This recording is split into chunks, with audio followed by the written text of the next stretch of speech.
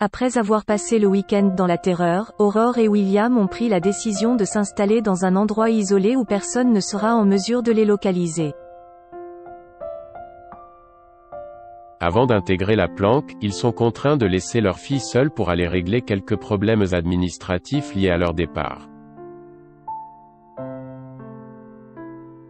Au commissariat, Karim a consulté scrupuleusement les anciens dossiers de sa collègue et en a sélectionné 3 qui pourraient les mettre sur la piste du hacker.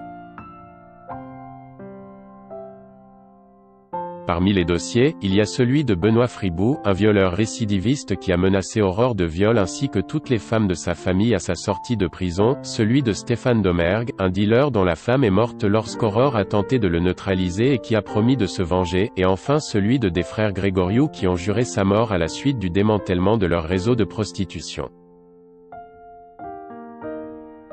Au moment où tout le monde s'apprête à se mettre au travail, Aurore reçoit un appel de celui qui la pourchasse et qui indique savoir qu'elle part se cacher. La policière cherche à savoir ce qu'il veut et l'homme répond qu'il souhaite qu'elle paye pour le mal qu'elle a fait puis il raccroche avant que Georges n'ait pu le localiser.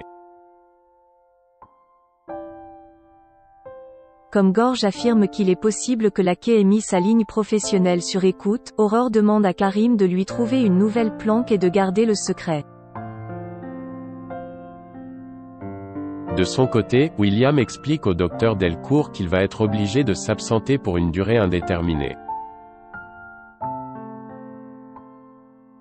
Alors qu'elle pense qu'il prend des congés à cause de l'opération d'André, le docteur Donnier révèle que les différentes attaques visaient sa famille et qu'il n'a pas d'autre choix que de se protéger.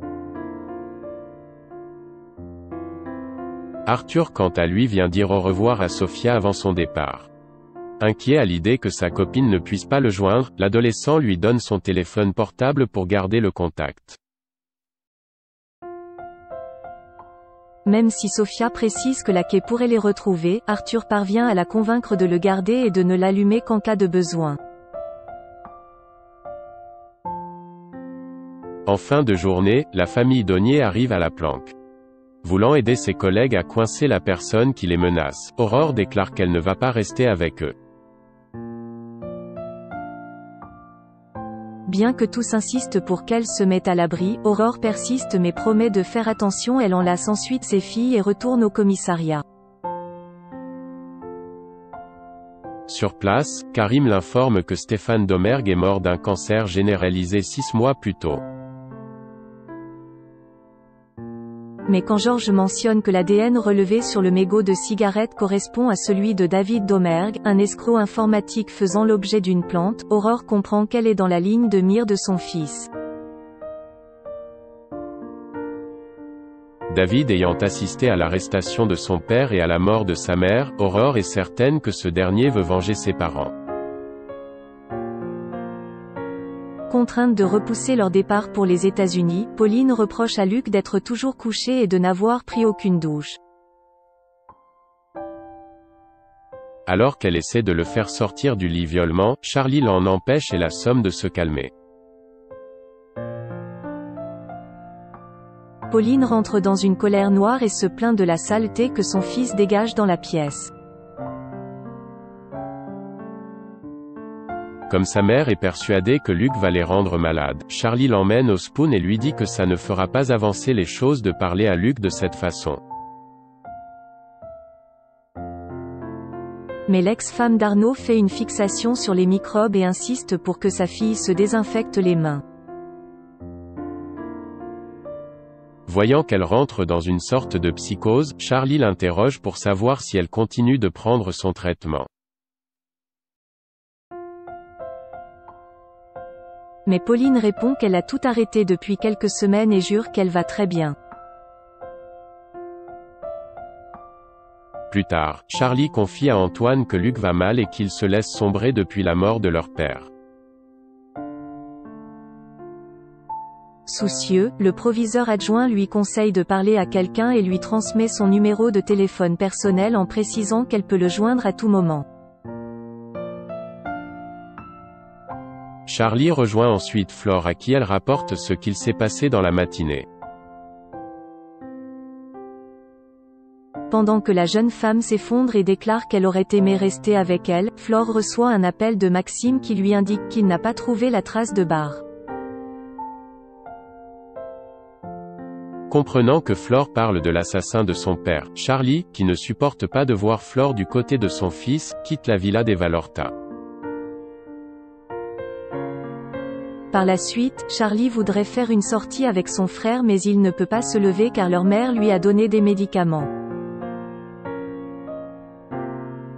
Et quelle n'est pas sa surprise, lorsqu'elle apprend que sa mère l'a forcé à prendre un tranquillisant pour aller se doucher. Maxime retrouve Flore pour savoir si elle a eu des nouvelles de Barr depuis son départ. Quand Virginie les prévient que le jeune homme est convoqué pour une reconstitution la semaine suivante, Flore et Maxime mettent tout en œuvre pour le localiser. Il découvre qu'il est à Béziers mais avant de se rendre sur place, Flore désire vérifier que son fils est toujours là-bas. En parallèle, Barr entame une nouvelle vie à Béziers et intègre l'équipe de coursiers de l'application Loop Express pour se faire de l'argent. À la fin de sa première journée de travail, il constate que 50 € ont été retirés de son salaire. Frank, son patron, spécifie qu'il n'a pas respecté les délais de livraison et que par conséquent il a été dans l'obligation de le pénaliser. Pour garder son emploi, Barr doit être plus réactif et il consent à programmer 14 livraisons pour le lendemain. Christelle a trouvé un centre de rééducation à Nîmes pour André. Tandis que Chloé se montre ravie, André l'est beaucoup moins et exclut d'aller dans ce type d'établissement pour vieux croulants. Sûr d'être au meilleur de sa forme, il se lève et tente de marcher. Mais André tient à peine sur ses jambes et manque de tomber. Sa fille lui recommande d'être raisonnable mais il a peur de s'ennuyer et souhaiterait passer sa convalescence chez elle. Seulement, ce n'est pas le bon moment pour Chloé qui doit gérer sa grossesse ainsi que les événements qui se sont produits au lycée. Son père a beau promettre de ne pas l'embêter, Chloé fait comprendre que personne ne pourra s'occuper de lui.